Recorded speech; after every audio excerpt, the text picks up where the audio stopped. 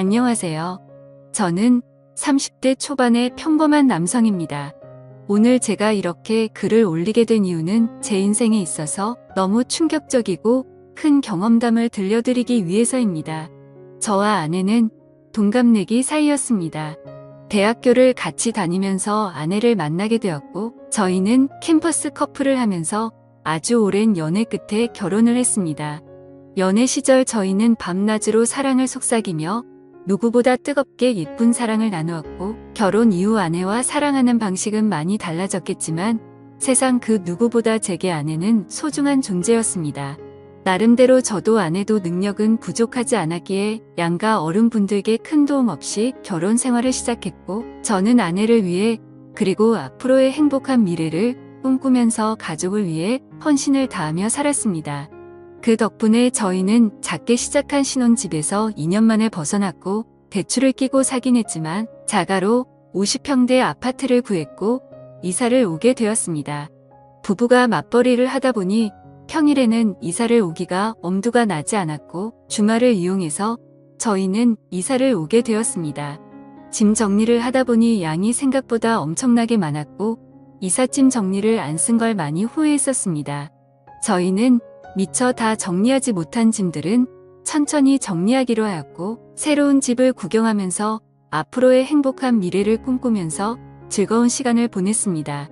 열심히 일해서 새롭게 집을 얻고 저희는 너무나도 행복했습니다. 옆에 짐이 굴러다녀도 그런 건 전혀 문제가 되지 않았죠. 그렇게 새로 이사 온 집에서 새로운 생활을 꿈꾸며 저희는 주말을 보냈고, 집 정리가 되지 않아서 집이 아직도 난장판인 상황이었습니다. 그렇게 이사한 그 주의 평일이었습니다. 아내는 야근을 해야 할 것 같다며 제게 연락이 오더군요. 정리를 할 게 있어 사무실에서 밤새 일을 할 수도 있다고 말하더라고요. 일을 하는 업종이 일이 많이 몰리는 그런 업종이어서 때때로 밤샘을 하고 오는 적이 몇 번 있었던 터라 이번에도 그냥 많이 바쁜가 보네라고 생각했었습니다. 그렇게 저는 일찍 들어가봤자 할 짓도 없고 오랜만에 친구들이나 만날까 생각하면서 퇴근길에 아내에게 전화를 했습니다. 오늘 어떻게 밤새 일을 해야 할 것 같냐고 아내에게 물었고, 아내는 아마도 그럴 것 같다면서 늦는다고 대답을 하더군요. 그래서 저는 그러면 나도 혼자 들어가 봐야 적적하니 친구들이랑 술 한잔하고 천천히 들어간다고 말했습니다. 그렇게 저는 아내와 통화를 끊었고 친구들에게 연락을 돌렸습니다. 그런데 그날따라 친구들에게 연락을 해봤지만 다들 하나같이 시간이 맞지가 않더라고요. 그냥 급격히 피곤해지기도 해서 그냥 집에서 간단히 영화나 보면서 맥주나 마셔야겠다 생각하고 집으로 향하였습니다. 집으로 들어와 거실에 앉았고 TV는 켜지는데 셋탑박스가 켜지지가 않더라고요. 아마도 이사를 하던 도중 셋탑박스가 고장이 난 것 같았습니다. 어쩔 수 없이 저는 컴퓨터로 영화를 봐야겠다 생각했고 컴퓨터가 있는 작은 방으로 들어갔습니다. 영화를 볼 준비를 마치고 시간을 보니 저녁 8시가 다 되었더군요. 그렇게 저는 맥주 한 잔을 마시며 영화를 보고 있었고, 시간이 얼마나 됐을까 영화를 보다가 잠이 들었습니다. 눈을 떠서 시계를 보니 저녁 9시가 다 되어 있더라고요. 그래서 저는 기몽사몽으로 누워 있었고, 그때 때마침 현관문 비밀번호를 누르는 소리가 들렸습니다. 아내는 오늘 늦는다고 누구지라는 생각을 갖고 있는데 아내 목소리가 들리면서 누군가와 통화를 하며 집으로 들어오더군요. 그 소리에 일찍 들어왔구나 싶었고 아내에게 인사를 하려고 거실로 나가려는데 어렴풋이 들리는 대화에 제가 잘못 들었나 싶을 정도의 대화 소리를 들었습니다. 아내는 통화를 하면서 나도 자기 보고 싶다라며 애교 섞인 말을 하는데 정말 귀를 의심했습니다. 정신이 번쩍 들면서 잠이 확 달아나더군요. 진심으로 내가 아직 잠이 덜 깬 건지 너무 열이 받으면서 순식간에 심장이 쿵쾅거렸습니다. 통화 상대를 보고 분명 자기라고 지칭하고 있었고 제 아내는 그렇게 계속 통화를 이어서 하더라고요. 우리 남편 오늘 술 마시고 들어온다고 했으니 자정은 넘어야 들어올 거고 남편은 내가 오늘 일이 많아서 새벽이나 되어서 들어오는 걸로 알고 있다면서 자기가 우리 집으로 와서 나 좀 데리고 나가도 될 것 같은데라며 저희 집으로 그 남자를 불러들이더군요. 아무 소리도 나지 않는 고요한 상태여서 통화 소리들이 생생하게 들렸습니다. 누가 봐도 제 아내는 바람을 피고 있었고 상간남이 저희 집으로 오기로 한 거라고 생각했습니다. 정말 눈이 돌아버리기 직전이었고 심장은 미친 듯이 두근대는데 그 심정을 말로 표현하면 미치고 환장하겠다라는 표현이 가장 적절할 것 같네요. 제 예상이 맞아떨어진다면 잠시 후 저는 세상에서 가장 비참한 남자가 되어야 하는 거였습니다. 통화를 마친 아내는 마음이 급해 보이더군요. 평소에는 뭐든지 천천히 하던 사람이 다급히 화장실에 가서 샤워를 하고 신이 나서 콧소리를 쳐내면서 서랍장을 열고 닫고 바쁘게 움직이는 소리가 들렸습니다. 그 짧은 시간 동안 숨 죽이고 들으면서 정말 수만 가지 생각이 들더라고요. 지금 당장 나가서 엎어 버려야 할지 아니면 확실하게 물증을 잡아서 툭쳐야 될지 고민이 되었습니다. 지금 나가서 따지면 친구랑 장난처럼 통화했다고 둘러대면 할 말도 없을 테고 내심 저는 그 말을 듣고 싶었고 그게 현실이길 간절히 바랬습니다. 제가 생각하는 모든 게 오해였길 바랬고 지금 제가 나가면 제가 가지고 있는 의혹들을 아내가 풀어줬으면 하는 마음이었습니다. 짧지만 신중하게 생각을 했고 이대로 의심을 갖고 살 수는 없었기에 확실하게 무슨 일인 건지 알아야겠다고 판단을 내렸습니다. 그래서 저는 어떤 사람이 저희 집으로 오는 건지 확실히 알고 싶어서 조용히 기다렸습니다. 아내가 준비를 하고 있는 사이 저는 방에서 제가 마시고 있었던 맥주 캔들을 치우고 컴퓨터를 끄고 벗어둔 셔츠는 옷장으로 집어넣으면서 제가 집에 들어왔었던 흔적들을 정리를 했습니다. 그 방 안에는 아파트에서 기본 제공되는 붙박이 옷장이가 있었습니다. 그 옷장에는 옷이 별로 많지가 않아서 제가 들어가기에는 충분했고 저는 조용히 옷장 문을 열고 그 안으로 들어갔습니다. 그리고 나서 아주 조용히 숨을 죽이고 모든 신경을 소리에 집중해서 듣고 있었습니다. 그렇게 옷장에서 웅크리고 앉아서 듣고 있자니 정말 이게 무슨 짓거리인지 싶고 더욱더 비참해지는 제 모습에 마음 울컥 올라오더라고요. 지금이라도 당장 나가서 엎어버리고 싶은 걸 몇 번이나 참았는지 모릅니다. 한참을 그렇게 제 스스로와 싸우면서 기다리고 있었고 저희 집에 초인종이 울렸습니다. 현관문이 벌컥 열리는 소리가 들렸고 뒤이어서 굵은 목소리의 남자 목소리가 들려오더군요. 그 남자가 신발을 벗고 저희 집으로 들어오는 소리가 들렸습니다. 저는 제 예상이 맞구나 생각을 했고 그 사람은 단순한 친구는 아닌 것 같다고 생각이 들었습니다. 집으로 들어온 남자의 역겹고 불쾌한 목소리는 울려 퍼졌고 주방에서는 그릇이 달그락거리는 소리가 들리면서 뭔가 분주해 보이더군요. 그 정신 나간 놈은 새로 이사온 집 구경을 한다고 여기저기 문 열어보고 아주 난리가 났더군요. 제가 숨어있던 작은 방문도 여는 소리가 들렸고 당장이라도 문 열고 나가면서 패버리고 싶은 마음이 굴뚝 같았습니다. 잠시 후 그놈은 거실로 나갔고 제 아내와 대화를 하더군요. 집은 남편이 산 거냐고 물으면서 아무리 남편이 샀어도 명의는 자기 앞으로 하라며 그딴 헛소리를 짓거리더군요. 그런데 문제는 그 둘의 대화 내용이 참으로 역겹고 가관이었습니다. 한두 번의 만남으로 그따위 대화가 오갈 수가 없었습니다. 그 상간놈은 자기 나 커피도 한 잔 안 주냐고 물었고 아내는 남편이 혹시라도 일찍 들어올지도 모르니까 빨리 나가자고 재촉하더군요.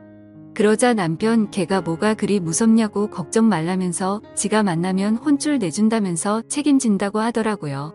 아내는 어떻게 책임질 거냐며 자기 마누라한테도 꼼짝 못하면서라고 하더군요.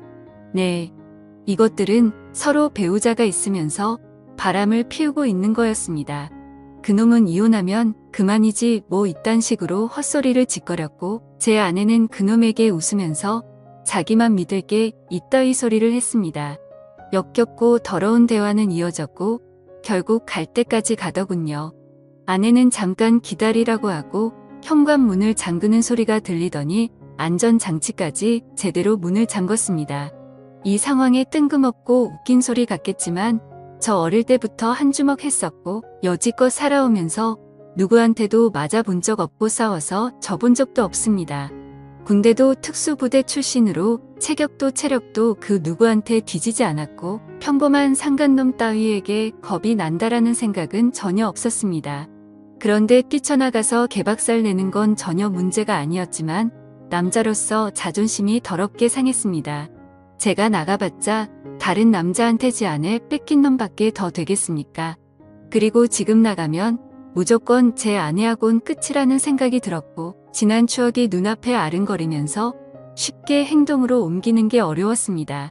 체격도 다부진 남자가 옷장 안에 숨어서 이딴 상황을 조용히 듣고 있다니 정말 비참하고 웃기지 않나요?